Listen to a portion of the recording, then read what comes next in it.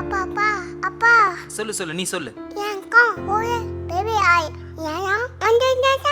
எல்லாரும் வந்துட்டாங்க வாணியா, கவலைப்படாத. ஏன்னா இன்னைக்கு நம்ம பார்க்க போற படத்தை பத்தி சொல்றதுக்கு வார்த்தையே இல்ல. இந்த வீடியோவை நீங்க முழுசா பாருங்க, ஏன்னா இது ஒரு மஸ்ட் வாட்ச் மூவி. அதோட ஃபிலிம் ரோல் 5 ஸ்டார் மூவியும் கூட. இந்த வீடியோ முடியும் பொழுது உங்க மனசே ஒரு மாதிரி இருக்கும், ஏன்னா அந்த அளவுக்கு சூப்பரான ஒரு படம். ஸோ நார்மலா ஒரு இன்ட்ரோவர்ட் பர்சனுக்கு ஒரு ஃப்ரெண்டு கிடைக்கிறதே ரொம்ப கஷ்டமான விஷயம். இதுல லவ்வர் கிடைக்கிறது எவ்வளோ கஷ்டம். ஸோ அந்த மாதிரி ஒரு மொரட்டு இன்ட்ரோவர்ட்டா இருக்கிற இந்த படத்துடைய ஹீரோ அவர் ஆஃபீஸ்லேயே ஒர்க் பண்ற ஒரு பொண்ணை லவ் பண்றாரு. ஸோ கடைசியா அவங்க ரெண்டு பேரும் ஒன்று சேர்ந்தாங்களா இல்லையான்றது தான் முழு கதை. ஆக்சுவலா இது ஒன்லைன் கிடையாது, உள்ள கதையே வேற. அதை முன்னாடியே சொல்லிட்டா உங்களுக்கு கொஞ்சம் இன்ட்ரெஸ்ட் கம்மியாயிடும். ஆனா மார்க் மை வேர்ட், இந்த படம் உங்களை டிசப்பாயின்மெண்ட் பண்ணவே பண்ணாது. ஸோ நானும் முடிஞ்ச வரைக்கும் இந்த கதையை உயிரோட்டமா சொல்றேன். ஸோ இன்னைக்கு நம்ம ஒன் டேன்ற ஒரு தாய்வானிஷ் எமோஷனல் டிராமா மூவியை தான் பார்க்க போறோம். கதைக்குள்ள போகிறதுக்கு முன்னாடி நீங்க வந்திருக்கிற இடம் ஃபிலிம் ரோல். ஞாபகமா எல்லாரும் சப்ஸ்கிரைப் பண்ணி உங்க சப்போர்ட்டை கொடுங்க. ஸோ டைம் வேஸ்ட் பண்ணாம ஸ்ட்ரைட்டா நம்ம கதைக்குள்ள போகலாம். கதையோட ஆரம்பத்துல இந்த படத்துடைய ஹீரோ நமக்கு அவரை பத்தி சொல்ல ஆரம்பிக்கிறாரு. எல்லாரும் வந்துட்டீங்கல்ல, நான் உங்க கண்ணுக்கு தெரியுறேனா? ஏன்னா இன்னைக்கு ஆபீஸ்ல ஒரு பார்ட்டி, எல்லாருமே வித்தியாசமான காஸ்டியூமை போட்டுட்டு வருவாங்க. ஆனா நான் இந்த செங்கல் செவரு மாதிரி காஸ்டியூமை போட்டுக்கிட்டு செவத்தோட செவரா நின்னுகிட்டு இருக்கேன். பாக்குறதுக்கு நான் அடையாளமே தெரியாம மறைஞ்சு போயிருக்கிற மாதிரியே தெரியுதுல. அதனாலதான் ஒருவேளை யாருமே என்கிட்ட வந்து பேசலையோ, நான் தனியா நிக்கிறனோ? அதான் கிடையாது. இந்த காஸ்டியூமை நான் போடலனாலும் யாரும் என்கிட்ட பேச மாட்டாங்க. ஏன்னா என்னோட பேரு டென்சாய், நான் ஒரு இன்ட்ரோவர்ட் அப்படின்னு அவரு சொல்றாரு. ஸோ இன்ட்ரோவர்ட்னாவே உங்களுக்கு தெரியும், யாரு கூடவும் அவ்வளவா பேச மாட்டாங்க. ஒரு வித தயக்கம் அவங்க கிட்ட இருந்துகிட்டே இருக்கும். நம்ம டென்னு ஒரு ஐடி கம்பெனில ரொம்ப வருஷமா ஒர்க் பண்றாரு. ஆனா இருந்தாலும் நம்ம டென்னு உள்ள வரத பார்த்துட்டு, ஏய் நில்லு, யார் நீ, எதுக்கு உள்ள போற அப்படின்னு கேக்குறாங்க. நம்ம டென்னும் நான் இங்க தான் வேலை செய்யறேன் அப்படின்னு சொல்ல கூட இல்ல. ஆளு ஐடி கார்டை மட்டும் காட்டுறாரு. ஓ இங்க தான் ஒர்க் பண்றியா, சரி போ அப்படின்னு சொல்றாரு அந்த செக்யூரிட்டி ஆளு. சரி ஆபீஸ்ல தான் இப்படின்னு பார்த்தா நம்ம டென்னு எப்பவுமே ஒரே கடைக்கு போயிட்டு தான் ஃபுட் வாங்குவாரு. அந்த கடைக்கார அக்காவுக்கு கூட இவரை பத்தி தெரியாது. அக்கா எப்பவுமே நான் வாங்குவல, அந்த ஃபுட்டை கொடுங்க. எது எப்பவுமே வாங்குவியா? தம்பி ஒரு நாளைக்கு நிறைய கஸ்டமர்ஸ் வராங்க, உன்னை நான் பார்த்ததே இல்லையா அப்படின்னு சொல்றாங்க. ஆனா பல வருஷமா இங்க தான் அவரு பொருளை வாங்கிக்கிட்டு இருக்காரு. ஏன்னா இவர் ஏதாவது பேசினா தானே ஞாபகம் வச்சுக்கிறதுக்கு. ஆபீஸ்லயும் அதே மாதிரிதான், இவருக்கு ஃப்ரெண்ட்ஸ்னு யாருமே கிடையாது. இந்த மாதிரி ஒருத்தன் இங்க வேலை செய்யறானா அப்படின்னு நிறைய பேருக்கு தெரியாது. அப்படி தெரிஞ்சவங்களும் நம்ம டென்னை கூப்பிட்டு என் சிஸ்டம்ல ப்ராப்ளம்னு வேலையை மட்டும் தான் வாங்குவாங்களே தவிர டென் கூட ஒரு ஃப்ரெண்ட்ஷிப்பா பேசவே மாட்டாங்க. ஸோ நம்ம டென்னுக்கு அப்பா அம்மானு யாரும் கிடையாது, தனியா தான் வாழ்ந்துகிட்டு இருக்காரு. வருஷம் அவரோட பர்த்டேக்கு விஷ் பண்ற ஒரே ஆள் யாருன்னா சிம்மு கடைக்காரங்க தான். ஏன்னா மெசேஜ் வரும், இன்னைக்கு உங்களோட பர்த்டே, ஸோ அதனால இன்னைக்கு ஃபுல்லா டேட்டா ஃப்ரீ அப்படின்னு. ஸோ பெரியவனா ஆனதுக்கு அப்புறம் நம்ம டென் இது வரைக்கும் கேக் வச்சு பர்த்டேவை கொண்டாடினதே கிடையாது. ஆனா அவ்வளோ ஏங்க ஹாப்பி பர்த்டே அப்படின்னு ஒரு வார்த்தை கூட இது வரைக்கும் யாரும் சொன்னதே கிடையாது. ஸோ நம்ம டென்னுக்கு இருக்கிற ஒரே ஃப்ரெண்டு யாருன்னா அவருடைய கம்ப்யூட்டர் தான். அதுவும் அதுகிட்ட ஒரு 4-5 வார்த்தை தான் பேசுவாரு. கண்ட்ரோல் பி பிரிண்ட்டுக்கு, கண்ட்ரோல் சி காப்பி பண்ண, கண்ட்ரோல் ஜி அன்டூ பண்ண. ஸோ ஒருத்தன் இன்ட்ரோவர்ட்டா இருக்கலாம், அதுக்குன்னு இவ்வளோ இன்ட்ரோவர்ட்டா இருக்கக்கூடாதுன்னு எக்ஸாம்பிளே இவர் தான். ஏன்னா ஒரு நாள் அவரோட சோஷியல் மீடியால ஒரு மெசேஜ் வருது ஒரு பொண்ணு கிட்ட இருந்து, உன்னை பார்த்து எவ்வளோ நாள் ஆச்சு, நம்ம மீட் பண்ணலாமா அப்படின்னு. ஆனா நம்ம டென்னு எதுவும் ரிப்ளை பண்ணாம கம்முன்னு இருக்காரு. அப்ப கூட வேலை செய்யற ஒருத்தர், என்னடா உனக்கு பொண்ணுலாம் மெசேஜ் பண்ணுது, ஆஹா பொண்ணு வேற சூப்பரா இருக்கே. ஆமா இவ என் கூட ஸ்கூல்ல படிச்ச பொண்ணு, நாங்க மீட் பண்ணியே 10 வருஷம் இருக்கும், அதான் இப்ப மீட் பண்ணலான்னு கூப்பிடுறாளே, தைரியமா போ நல்லா பேசு அப்படின்னு அவரு ஏத்தி விட நம்ம டென்னும் ஓகேன்னு வரன்னு ஒத்துக்கிட்டு ஒரு ரெஸ்டாரண்ட்ல இவங்க மீட் பண்ண ஆரம்பிக்கிறாங்க. அந்த பொண்ணும் அங்க வராங்க. ஸோ எப்பவுமே நம்ம டென்னு கிட்ட யாருமே அவ்வளவு இன்ட்ரெஸ்டிங்கா பேச மாட்டாங்க, ஏன்னா இவர் வந்து கொஞ்சம் போரிங்கான கேரக்டர் தான். ஆனா அந்த பொண்ணு நம்ம டென்னு கிட்ட ரொம்ப நல்லா பேசுறாங்க. டென்னுக்கும் அவ்வளவு சந்தோஷம். சரி டென், இப்ப நீ எங்க ஒர்க் பண்ற? நான் ஐடில ஒர்க் பண்றேன். அம்மா நீ? நான் மார்க்கெட்டிங்ல இருக்கேன். ஃபேஸ் கிரீம் ஒன்னு, அது விக்கிறது தான் என்னோட வேலையே. என்கிட்ட நிறைய ஃபேஸ் கிரீம் இருக்கு, நீ வாங்கிக்கிறியா? உன் முகம் ரொம்ப அழகா இருக்கும் அப்படின்னு சொல்றாங்க. நம்ம டென்னுக்கு புரிஞ்சிருச்சு, இவ நம்மள பார்த்து நல்லா விசாரிக்க வரல, அந்த ப்ராடக்ட்டை நம்ம கிட்ட விற்க தான் வந்திருக்கான்னு புரிஞ்சுக்கிறாரு. நம்மளா இருந்தா என்ன பண்ணுவோம், தேவையில்லைன்னு சொல்லிட்டு வந்துருவோம்ல. ஆனா இவரு அந்த பொண்ணு கிட்ட இருக்கிற எல்லாத்தையும் வாங்கிக்கிட்டு பேக்ல வீட்டுக்கு போக ஆரம்பிக்கிறாரு. ஸோ வாங்கின அந்த ஃபேஸ் கிரீமை அவரோட முகத்துல பூசிக்கிட்டு ஆளு யோசிக்க ஆரம்பிக்கிறாரு. எல்லாரும் என்கிட்ட பொய்யா தான் பழகுறாங்க, இதுவே ஒவ்வொருத்தர் நெத்திலையும் ஒரு பட்டன் இருந்து அந்த பட்டனை நம்ம பிரஸ் பண்ண உடனேயுமே அவங்க உண்மையை மட்டும் பேசுற மாதிரி இருந்தா எப்படி இருக்கும் அப்படின்னு நம்ம டென்னு யோசிக்கிறாரு. இப்போ வந்துச்சுல ஒரு பொண்ணு, அந்த பொண்ணு நெத்தியில ஒரு பட்டன் இருக்கு, அதை இவரு பிரஸ் பண்றாரு. அந்த பொண்ணும் நான் அந்த மாதிரி ஃபேஸ் கிரீமை விற்கணும், அதுக்காக தான் உன்னை பார்க்க வந்தேன் அப்படின்னு உண்மையை சொல்றாங்க. ஸோ அதே மாதிரி தான் நம்ம டென்னுக்கு தெரிஞ்ச எல்லாருடைய நெத்திலையும் ஒரு பட்டன் இருக்கிற மாதிரியும் அவங்க உண்மையை மட்டுமே பேசுற மாதிரியும் இவரு கற்பனை பண்ணிக்கிறாரு. ஸோ இன்ட்ரோவர்ட்டா இருக்கிறவங்க நார்மல் பீப்புள்ஸை விட அதிகமா கற்பனை பண்ணுவாங்க. ஸோ அப்படியே மாசங்கள் கடந்து போகுது. நம்ம டென்னும் ஆஃபீஸ்ல உட்காந்துக்கிட்டு கற்பனையில வாழ்ந்துகிட்டு இருக்காரு. அப்போ கூட வேலை பார்க்குறவரு, டே டென், மார்க்கெட்டிங் டிபார்ட்மெண்ட்ல புதுசா ஒரு பொண்ணு வேலைக்கு வந்திருக்கா, அந்த பொண்ணோட சிஸ்டம்ல ஏதோ ஒரு ப்ராப்ளமா போய் பாரு அப்படின்னு சொல்ல, ஸோ நம்ம டென்னும் அங்க போறாரு. பார்த்தா ஒரு அழகான பொண்ணு, அவங்களோட பேரு நோய். ஸோ அவங்களும் நம்ம டென்னு கிட்ட என் சிஸ்டம்ல பிரிண்ட் கொடுத்தா பிரிண்ட் விழ மாட்டேங்குது அப்படின்னு சொல்ல, டென்னும் என்ன ப்ராப்ளம் அப்படின்னு சொல்லி பார்க்க ஆரம்பிக்கிறாரு. ஸோ நம்ம டென்னும் மற்றவங்களுக்கும் இதே மாதிரி சிஸ்டம்ல இருக்கிற ப்ராப்ளத்தெல்லாம் சரி பண்ணுவாரு. ஆனா அவங்க டென்னு கிட்ட பேசவே மாட்டாங்க. ஆனா இந்த பொண்ணு என்ன ப்ராப்ளம் கொஞ்சம் எக்ஸ்பிளைன் பண்றீங்களா அப்படின்னு சொல்லி கேக்குறாங்க. டென்னும் அதை எக்ஸ்பிளைன் பண்றாரு.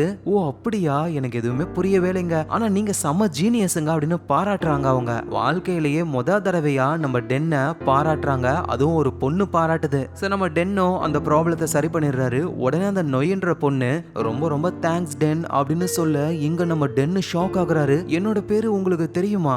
உன்னை எனக்கு ரொம்ப நல்லா தெரியுமே, சும்மா சொன்னேன், ஓ ஐடி கார்டில் போட்டதை பார்த்து தான் சொன்னேனே, அதோட என்னோட பேரு நோய் அப்படின்னு சொல்லி இவங்க இன்ட்ரோ ஆயிக்கிறாங்க.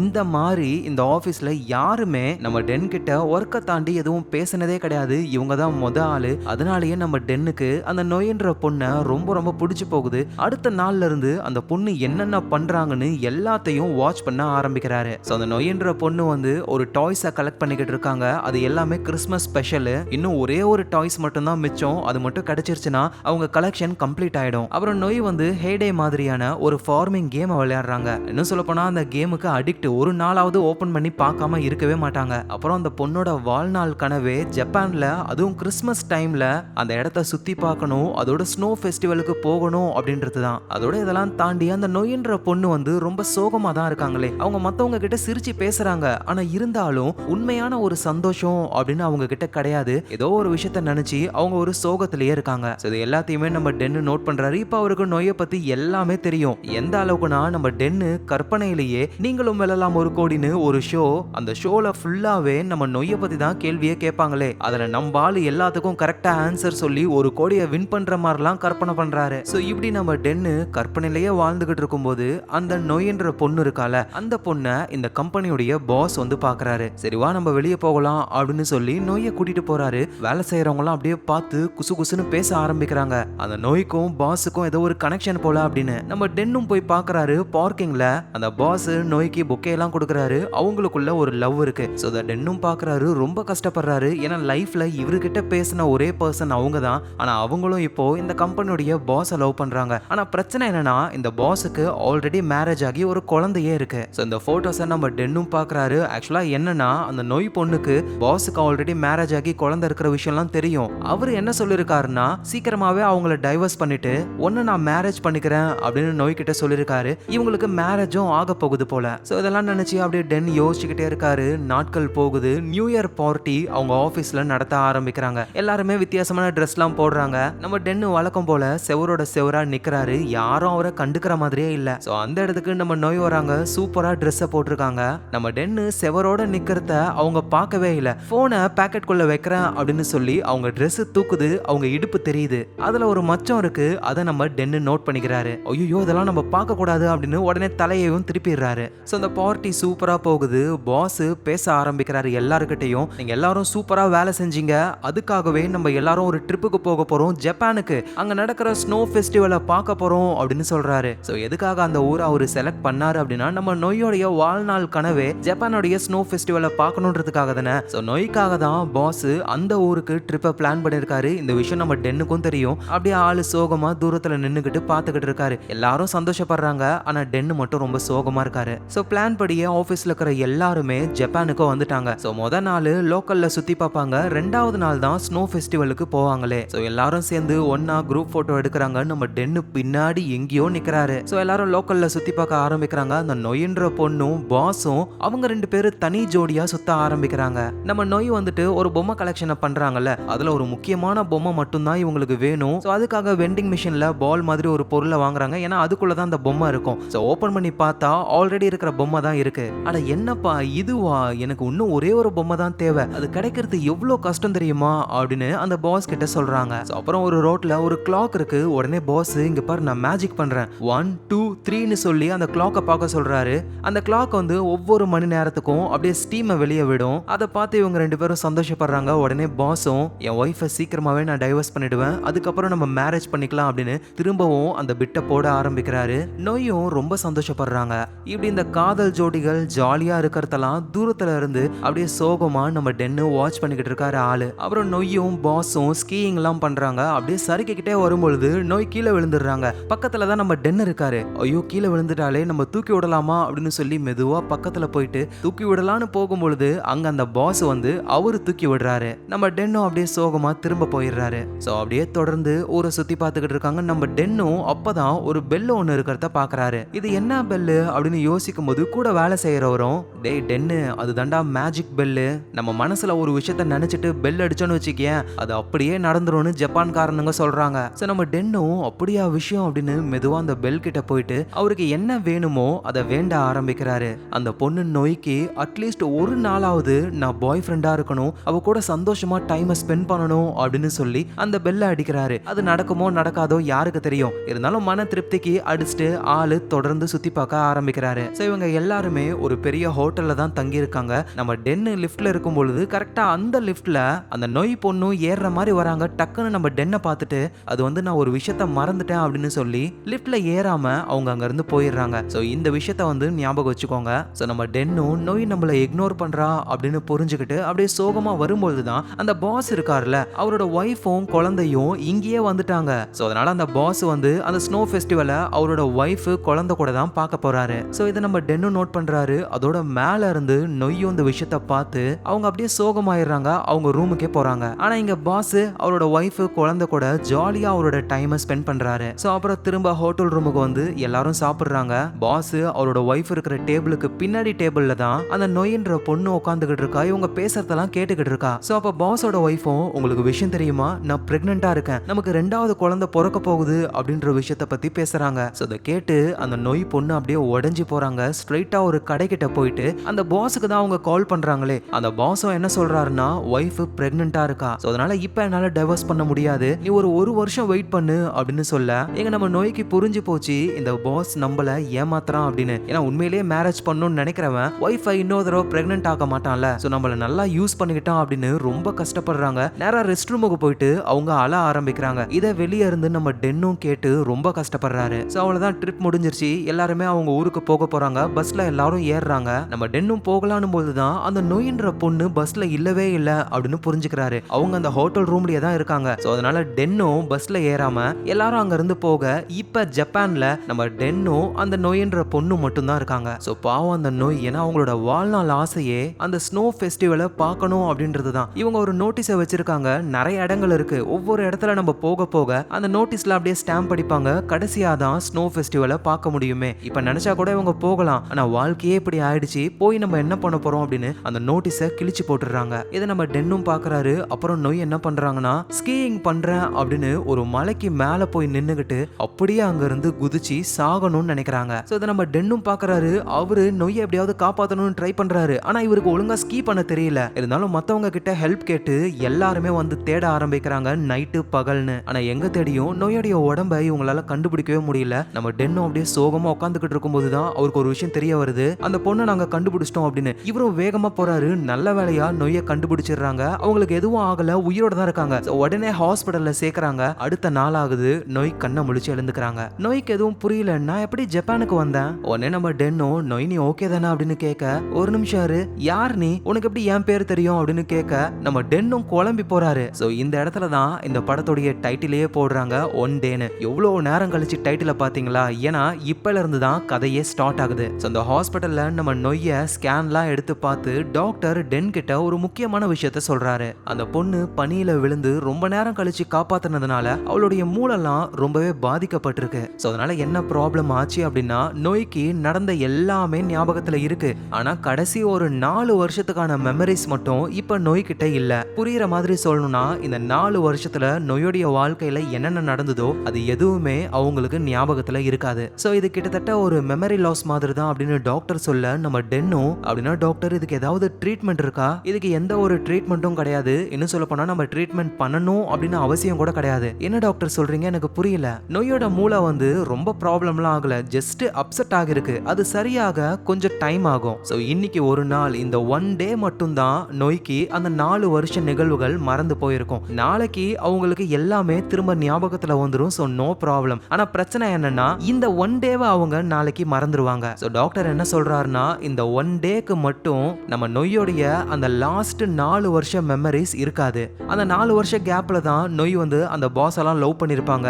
ஸோ இப்போ அந்த மெமரிஸ்லாம் இல்லாததுனால இன்னைக்கு மட்டும் அந்த பாஸ் யாரு அப்படின்னே நம்ம நொய்க்கு தெரியாது. ஆனா நாளைக்கு திரும்ப எல்லாமே ஞாபகத்துல வந்துடும். ஆனா இந்த ஒன் டேவை அவங்க மறந்துடுவாங்க. அதாவது இந்த மாதிரி ஒரு நாள் ஃபுல்லா நம்ம 4 வருஷம் ஞாபகம் இல்லாம இருந்தோம் அப்படின்னு எதுவுமே அவங்களுக்கு தெரியாது. ஸோ டென்னுக்கு இந்த விஷயங்கள்லாம் தெரிய வருது. நொய்யை இன்னைக்கு டிஸ்சார்ஜ் பண்ண போறாங்க.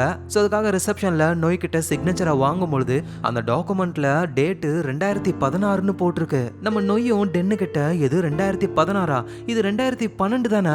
ஸோ நம்ம டென்னும் நடந்த விஷயங்களை சொல்றாரு. ஆக்சுவலா நொய் வந்து சாகணும் அப்படின்னு தானே குதிச்சிருப்பாங்க. அந்த விஷயத்த சொல்லாம ஒரு சின்ன ஆக்சிடென்ட் ஆயிடுச்சு உனக்கு, அதான் இந்த ப்ராப்ளம். அந்த 4 வருஷத்தை நீ மறந்துட்ட. ஆனா கவலைப்படாத, இந்த ஒன் டே மட்டும் தான் உனக்கு அப்படி இருக்கும். நாளைக்கு உனக்கு எல்லாமே ஞாபகத்துல வந்துடும். அதோட இங்க பாரு, ஜப்பானுக்கு நம்ம ஆபீஸ் ட்ரிப் வந்திருக்கோம் அப்படின்னு குரூப்பா எடுத்துக்கிட்டாங்கல்ல போட்டோ, அந்த போட்டோவை காட்டுறாரு. ஸோ நொய்யும் பாக்குறாங்க, ஆமா ஆபீஸ் ட்ரிப் தான் போல.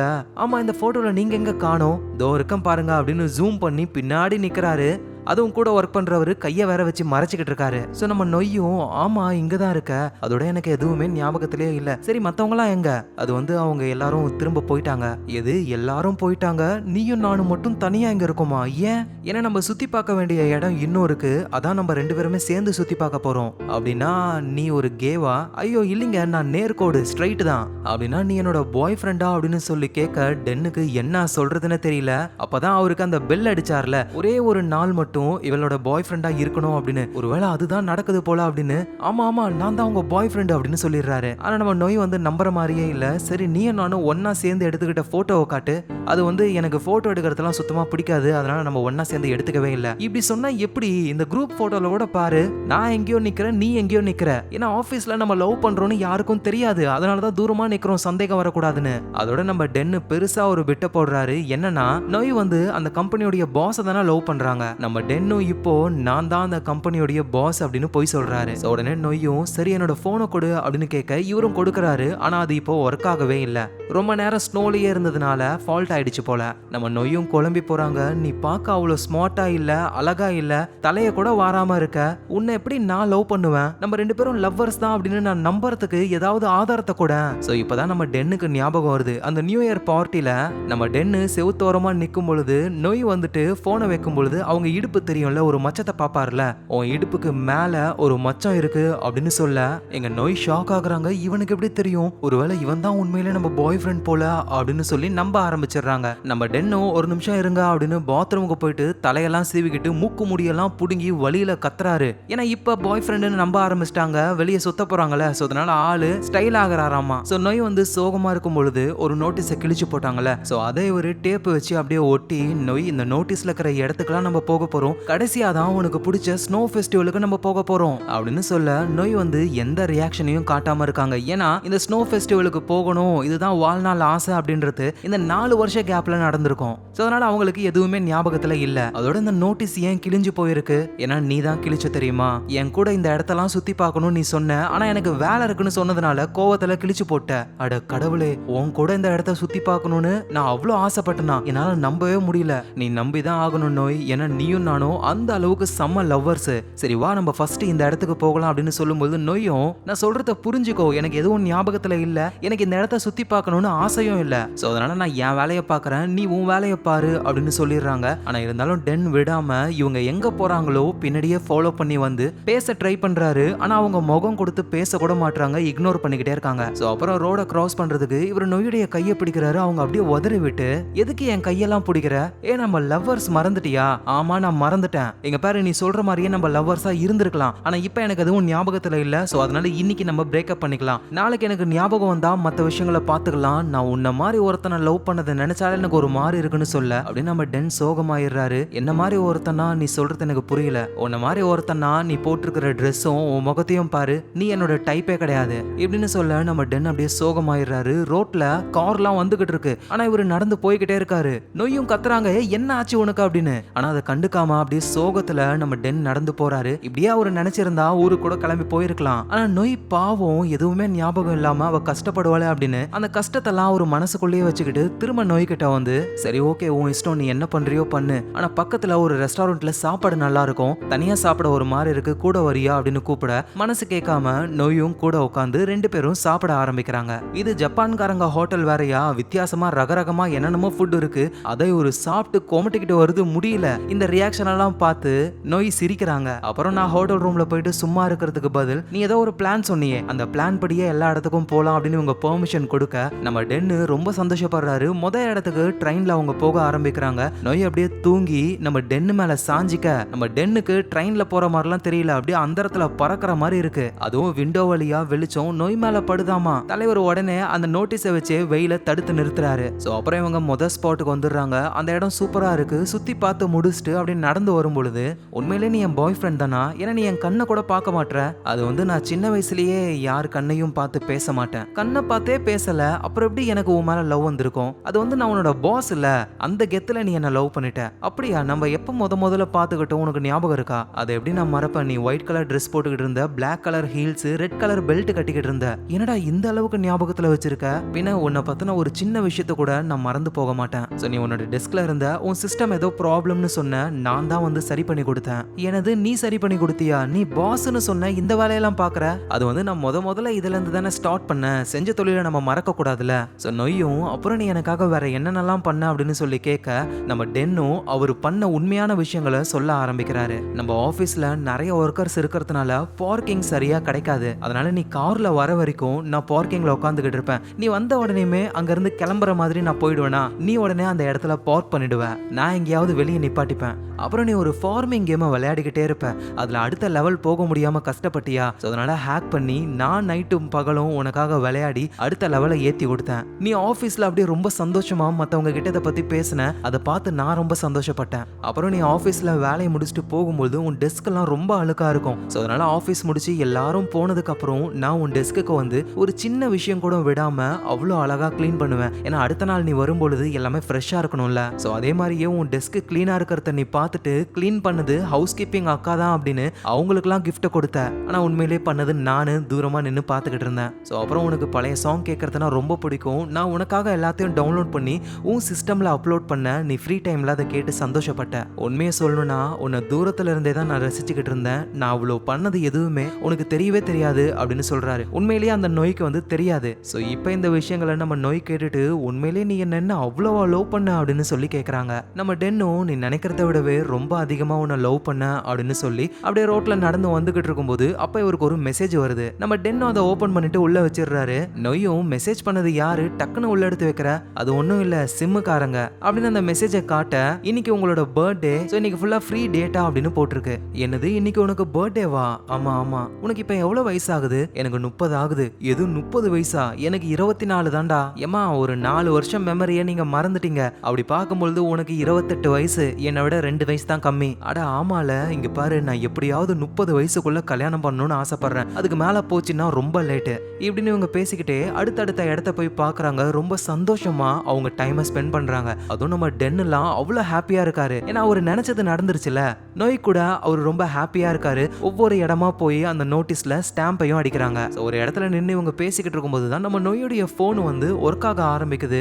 ஆன் பண்ணி அதுல இருக்கிற போட்டோஸ் எல்லாம் பாக்குறாங்க. இங்க நம்ம டென் அப்படியே ஷாக்ல இருக்காரு, என்ன பண்றதுன்னு தெரியாம. சோ நம்ம நோய் அவங்க போன்ல இருக்கிற போட்டோஸ் எல்லாம் பார்க்கும் பொழுது, நீயும் நானும் லவ் பண்றோம்னு சொல்ற, ஆனா இந்த ஆளு என் பக்கத்துல நிக்கிறானே அப்படின்னு பாஸோடைய போட்டோவை காட்டுறாங்க. சோ நம்ம டென்னும் என்ன சொல்றதுன்னு தெரியாம, அது ஜஸ்ட் வேலை செய்யறவன் தான், ஆனா பார்த்தா அப்படி தெரியலையே, நீ பாஸ்ன்னு சொல்ற, நீ வேலையாளு மாதிரி இருக்க, அவனை வேலையாளுன்னு சொல்ற, அவன் பாஸ் மாதிரி ட்ரெஸ் பண்றானே. நம்ம டென்னும் சரி சரி நீ போனை வை, நம்ம சுத்தி பார்க்கலாம் அப்படின்னு தொடர்ந்து ஜாலியா அவங்க டைமை ஸ்பெண்ட் பண்ண ஆரம்பிக்கிறாங்க. சோ கடைசியா இவங்க அந்த ஸ்னோ ஃபெஸ்டிவலுக்கு தான் போகணும், ட்ரெயின்ல தான் போகணும். ஆனா திடீர்னு பனி புயல் வந்ததுனால ட்ரெயினை கேன்சல் பண்ணிட்டாங்களாம். சோ நம்ம டென்னு டென்ஷன் ஆகுறாரு, என்ன பண்றதுன்னே தெரியல. நொய்யும் பரவாயில்ல விடு, அங்க போகலன்னா என்ன, இன்னொரு நாள் பாத்துக்கலாம். இன்னொரு நாளா, எனக்கு இந்த 1 டே தான் இருக்கு, ஏன்னா இந்த 1 டேல மட்டும்தான் ஒரு நோய் கூட இருக்க முடியும். அவங்களுக்கு எல்லாமே ஞாபகத்துல வந்துருச்சுன்னா நம்ம டென் அவங்க கண்டுக்க கூட மாட்டாங்க. சோ அதனால டென் ரொம்ப சோகமாகறாரு. வெளியே புயல் அதிகமா இருக்கிறதுனால ஒரு டிபார்ட்மெண்டல் ஸ்டோர்லயே இருக்க ஆரம்பிக்கிறாங்க. அப்படியே சோகமா ஆள் உட்காந்துக்கிட்டு இருக்கும்போது திடீர்னு நோய்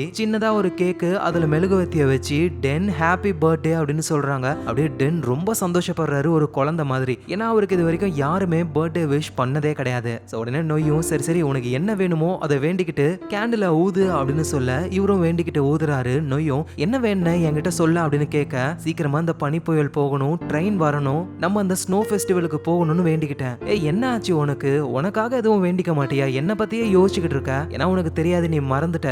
இந்த ஸ்னோ ஃபெஸ்டிவலுக்கு போகணும் அப்படின்றது தான் உன்னோட வாழ்நாள் கனவே. கண்டிப்பா நான் உன்னை அதை மிஸ் பண்ண விட மாட்டேன். நீ அங்க போகணும், சந்தோஷமா இருக்கணும், அதுதான் என் ஆசைன்னு சொல்றாரு. சோ நொய்க்கு டென்னை ரொம்ப பிடிச்சு போகுது. இங்க பாரு எனக்கு எதுவும் ஞாபகத்துல இல்ல, சோ அதனால நம்ம எல்லாத்தையும் திரும்ப ஃபர்ஸ்ட்ல இருந்து ஸ்டார்ட் பண்ணலாம். நான் இங்க ஓரமா நிக்கிறேன், நீ என்கிட்ட வந்து அழகா ஒரு கவிதையை சொல்லி என்ன கரெக்ட் பண்ணணும், புரியுதா? போ போ போ அப்படின்னு சொல்லி அனுப்புறாங்க. சோ நம்ம டென்னும் மனசுல தைரியத்தை கொண்டு வந்து அப்படியே கவிதையை சொல்ல ஆரம்பிக்கிறாரு. நொய் உனக்கு அடிபட்டு இருந்ததே சரியாயிடுச்சா? என்னது அடிபட்டு இருந்துச்சா? ஆமா, எல்லாரும் சொல்லுவாங்கல்ல தேவதைகள் சொர்க்கத்துல இருந்து பூமிக்கு குதிக்கும் அப்படின்னு. குதிக்கும் போது அடிபடும்ல, உனக்கு ஏதாவது அடிபட்டு இருந்ததா? அட யாரா அவன்? டேய் இதெல்லாம் ஒரு கவிதைன்னு என்கிட்ட வந்து சொல்லிக்கிட்டு இருக்க, வேற ஏதாவது சொல்றா போடா அப்படின்னு திட்டி அனுப்புறாங்க. சரி ஓகேன்னு அடுத்த ட்ரை வராரு, சொல்லலான்னு வராரு, டக்குன்னு அது மறந்து போகுது.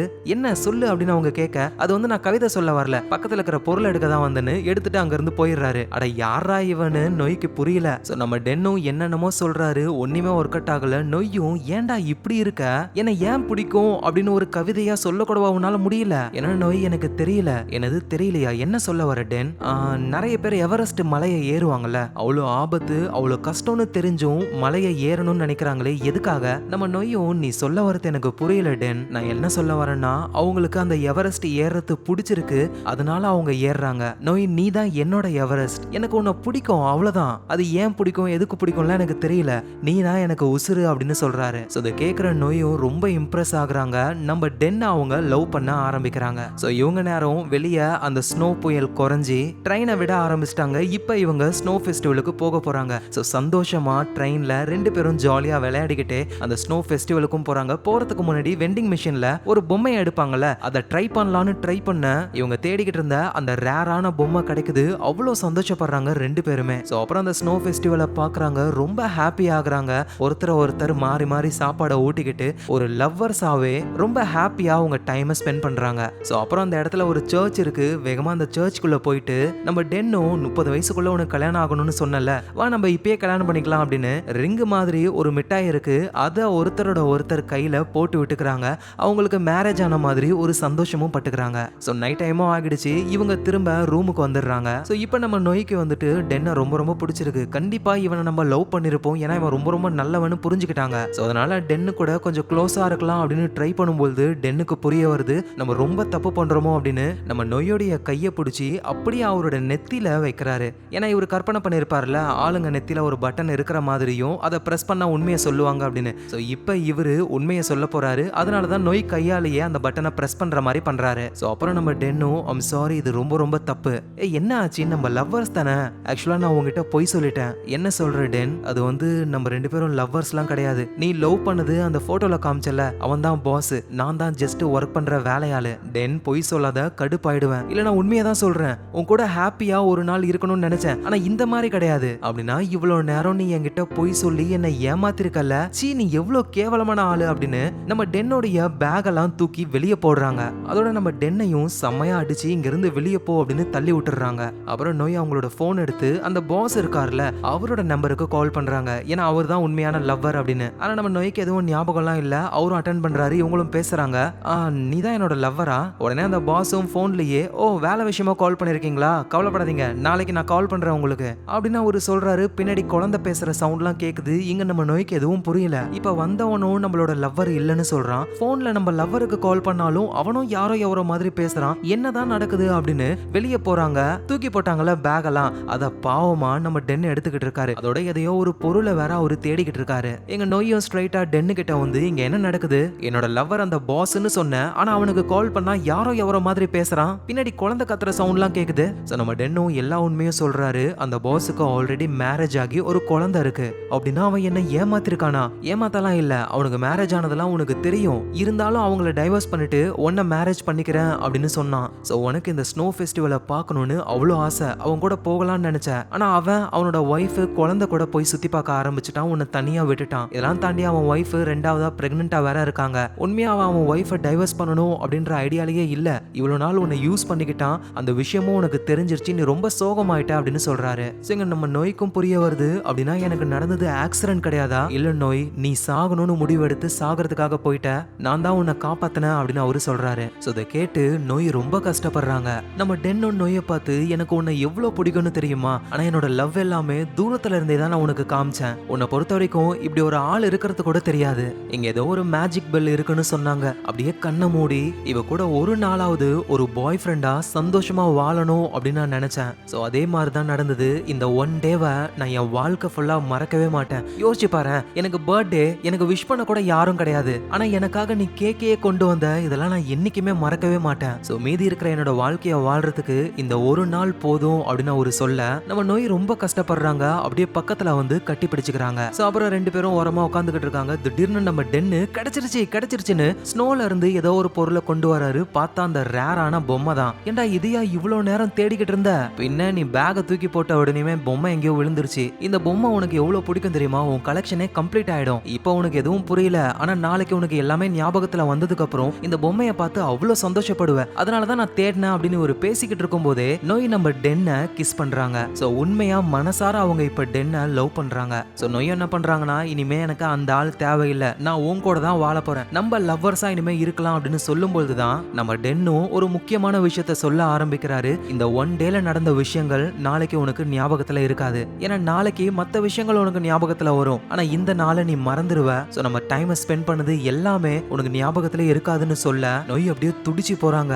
ஏய் இல்ல டென் பொய் சொல்லாத, அப்படிலாம் நடக்க கூடாது, நான் எதையும் மறக்க கூடாது அப்படின்னு அவங்க போன்ல வீடியோவை ஆன் பண்ணி அப்படியே அழுதுகிட்டே பேச ஆரம்பிக்கிறாங்க. நோய், இந்த வீடியோவை நீ பார்க்கும் பொழுது இந்த நாளை நீ மறந்துருப்ப, ஆனா தயவு செஞ்சு இந்த நாளை மறக்காத. ஏன்னா உன் லைஃப்லயே ரொம்ப சந்தோஷமா இருந்த நாள் இதுதான். இந்த நாளை விட டென்னை நீ மறக்கவே கூடாது. ஏன்னா நான் டென்னை உயிருக்கு உயிரா லவ் பண்றேன் தெரியுமா? கண்டிப்பா உனக்கும் இவனை பிடிக்கும், ப்ளீஸ் இவனை மிஸ் பண்ணாத, இவன் கூட இரு, கண்ட மோசமான பசங்களை நம்பாத அப்படின்னு சொல்றாங்க. சோ இப்பதான் நம்ம டென்னும், உனக்கு தெரியுமா ஆல்ரெடி நான் உங்ககிட்ட என் லவ்வ சொல்லிட்டேன் அப்படின்னு சொல்ல, அந்த நியூ இயர் பார்ட்டி நடந்ததுல அந்த பார்ட்டியை முடிச்சுட்டு நோய் வெளியே தான் வெயிட் பண்றாங்களே. சோ நம்ம டென்னும் அவங்க கிட்ட போயிட்டு, இங்க பாரு, நீ அந்த பாஸை லவ் பண்றேன்னு எனக்கு தெரியும், ஆனா அவர் உன்னை யூஸ் பண்றாரோ அப்படின்னு எனக்கு தோணுது. அதோட எனக்கு தெரியும் உனக்கு என்ன பிடிக்காது, நான் உன்னோட டைப் இல்ல அப்படின்னு. ஆனா ஒரு விஷயத்த என்னால ஷியோரா சொல்ல முடியும், நீ என் கூட இருந்தனா நீ ரொம்ப சந்தோஷமா இருப்ப, உன்னை நான் சந்தோஷப்படுத்திக்கிட்டே இருப்பேன் அப்படின்னு இவர் சொல்ல, அந்த நோய் வந்து கண்டுக்கவே மாட்டாங்க. அப்படியே கிளம்பி போயிடுவாங்க. நான் ஒரு விஷயத்த ஞாபகம் வச்சுக்க சொன்னேன்ல, லிஃப்ட்ல இருப்பாரு, நோய் வந்து லிஃப்ட்ல வராம போயிடுவாங்கன்னு. ஏன்னா இவர் லவ்வ சொல்லிருப்பாரு, இவன் கூடலாம் லிஃப்ட்ல போகணுமான்னு தான் அவங்க போயிருப்பாங்களே. சோ அப்படியே கதை பிரசன்ட் டைமுக்கு வருது. சொன்னா கேளு, நாளைக்கு உனக்கு எல்லாமே மறந்து போய் பழைய ஞாபகங்கள் வந்ததுக்கு அப்புறம் அந்த நோய்க்கு என்ன சுத்தமா பிடிக்கவே பிடிக்காது. சோ அதனால நீ பண்ற எல்லாமே வேஸ்ட் தான் அப்படின்னு சொல்ல, உடனே நோயும், டேய் நீ ஏன்டா இப்படி இருக்க, நீ வந்து என்கிட்ட சொல்லு, நடந்த விஷயத்தெல்லாம் எனக்கு தெரியப்படுத்து, இந்த வீடியோவை காட்டு, கண்டிப்பா அந்த நோயும் மனசு மாறுவாடா, ப்ளீஸ் உன்ன மாதிரி ஒரு ஆளை நான் மிஸ் பண்ண விரும்பல அப்படின்னு இவங்க சொல்ல, நம்ம டென்னும் சரி ஓகே அப்படின்னு சொல்றாரு. சோ அப்படியே ரெண்டு பேரும் ஹோட்டல் ரூம்ல ஒருத்தர் மேல ஒருத்தர் சாஞ்சுக்கிட்டு அவங்க டைமை ஸ்பெண்ட் பண்ண ஆரம்பிக்கிறாங்க. நோயும் அப்படியே தூங்கிடுறாங்க. இவர் அழகா பெட்ல படுக்க வச்சிடுறாரு. அவ்வளவுதான், விடிஞ்சிருச்சுன்னா இந்த ஒன் டேவை நோய் மறந்துடுவாங்க, வேற ஒரு பர்சனா இருப்பாங்க. சோ அதே மாதிரி அடுத்த நாள் ஆகுது. நோய் கண்ணை முழிச்சு எழுந்துக்கிறாங்க. அந்த ஒன் டேல நடந்தது எதுவுமே உங்களுக்கு ஞாபகத்துல இல்ல. நோயை பொறுத்த வரைக்கும் அந்த பாஸ் நம்மள யூஸ் பண்றாரு அப்படின்னு இந்த வாழ்க்கையே வேணான்னு சாகிறதுக்காக அவங்க போயிருக்காங்க. அதுக்கு மேல நடந்தது எதுவும் ஞாபகத்துல இல்ல.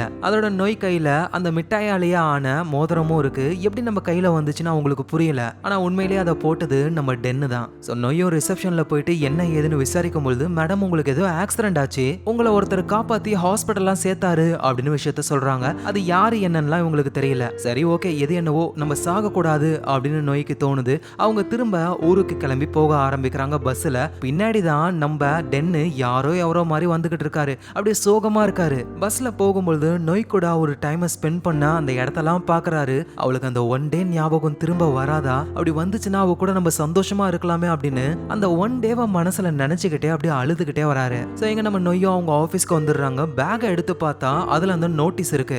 இவங்களை பொறுத்த வரைக்கும் அந்த ஸ்னோ ஃபெஸ்டிவலுக்கு இவங்க போகவே இல்லை. ஆனா அந்த நோட்டீஸ்ல எல்லா இடத்துக்கும் போன மாதிரி சீல்லாம் இருக்கு. நம்ம எப்படா போகணும்னு குழம்புறாங்க. அதோட அந்த ரேரான பொம்மை அதுவும் இருக்கு. அதை பார்த்து அப்படியே ஷாக் ஆகுறாங்க. இந்த பொம்மை எங்க இருந்து வந்ததுன்னு புரியல. சோ நம்ம போன்ல ஏதாவது போட்டோ வீடியோ இருக்கும், அதை பார்க்கலாம் அப்படின்னு டேட்டா கேபிள் எடுக்கிறதுக்காக வராங்க. சோ அந்த இடத்துல அந்த கூட வேலை பார்க்குறவர் இருக்காரு. டேட்டா கேபிள் அங்கதாமா இருக்கு, டென்னு திடீர்னு வேலைக்கு வரலையா, சோ அதனால நாங்க ரொம்ப பிஸியா இருக்கோம் அப்படின்னு சொல்லி வேலையை பார்க்கறாங்க. இவங்களும் அந்த டேட்டா கேபிளை எடுத்துட்டு அவங்க சிஸ்டம்ல போட்டு எல்லா போட்டோ வீடியோஸையும் பாக்குறாங்க. பார்த்தா அதுல ஒரு வீடியோ இருக்கு, ஸ்னோ ஃபெஸ்டிவல்ல நம்ம நோய் ரொம்ப சந்தோஷமா இருக்கிற மாதிரி. ஆனா நம்ம அந்த ஸ்னோ ஃபெஸ்டிவலுக்கு போகவே இல்ல. ஆனா இந்த வீடியோல நம்ம அங்க போன மாதிரியும் யாரோ நம்மள வீடியோ எடுக்கிறாங்களேன்னு புரியல.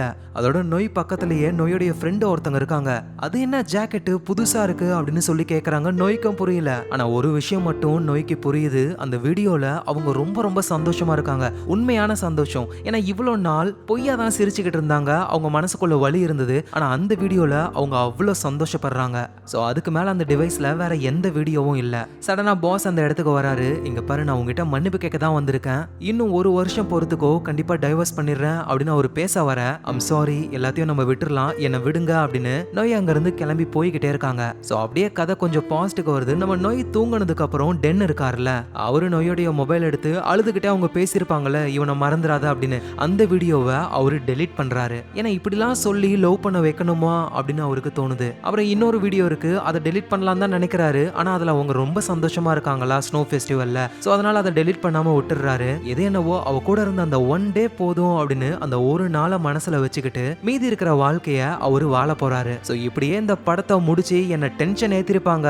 நல்ல வேலையா இதுக்கு ஒரு ஆல்டர்னேட்டிவ் எண்டிங்கையும் கொடுத்திருக்காங்க. ஏன்னா நம்ம டென் இருக்காருல, அவர் ஆபீஸ்ல இருந்து திங்ஸ் எல்லாம் எடுத்துட்டு போகும்பொழுது நம்ம நோய் அந்த இடத்துக்கு வராங்க. எதுக்காக வேலையை விட்டு போறீங்க அப்படின்ற மாதிரி கேக்குறாங்க. அப்படியே நல்லா பேசிக்கிட்டே லிஃப்ட்ல ரெண்டு பேருமே ஒன்னா தான் கீழே இறங்குறாங்க. அதோட நோய் ஒரு விஷயத்தையும் சொல்றாங்க, நம்ம ரெண்டு பேரும் அவ்வளவா பேசிக்கவே இல்லை, ஆனா நல்லா பழகின மாதிரி ஒரு ஃபீலிங் இருக்கு எனக்கு அப்படின்னு சொல்லிட்டு போறாங்க. சோ இதுதான் ஒரு பர்ஃபெக்டான எண்டிங். ஏன் சொல்றேன் அப்படின்னா, லிஃப்ட்ல வராதவங்க இப்ப லிஃப்ட்ல வராங்க அப்படின்னா அந்த பாஸ் இனிமே உங்களுக்கு தேவையில்லை. நம்ம டென்னை ஆல்ரெடி ப்ரப்போஸ் பண்ணிருப்பாரு, இப்ப டென்னை லவ் பண்ணலாம் அப்படின்னு உங்களுக்கு தோணி இருக்கும். அதோட நோய்க்கு அந்த ஒன் டேன்றது அவங்க மைண்ட்ல ஞாபகத்துல இல்ல, ஆனா அவங்க இதயத்துல அது இன்னும் ஞாபகத்துல இருக்கு. அதனாலதான் கேட்டிருப்பாங்க, நம்ம நல்லா பழகின மாதிரி இருக்கே அப்படின்னு. சோ அதுக்கப்புறம் என்ன ஆகும்னா, நம்ம நோயும் டென்னும் லவ் பண்ண ஆரம்பிச்சிருவாங்க. அதோட நோய் வந்து அந்த ஸ்னோ ஃபெஸ்டிவல்ல அவங்க இருக்கிற மாதிரி ஒரு வீடியோவை பார்த்திருப்பாங்கல்ல, அதுல டென்னோடைய ஜாக்கெட்டை தான் அவங்க போட்டிருப்பாங்க.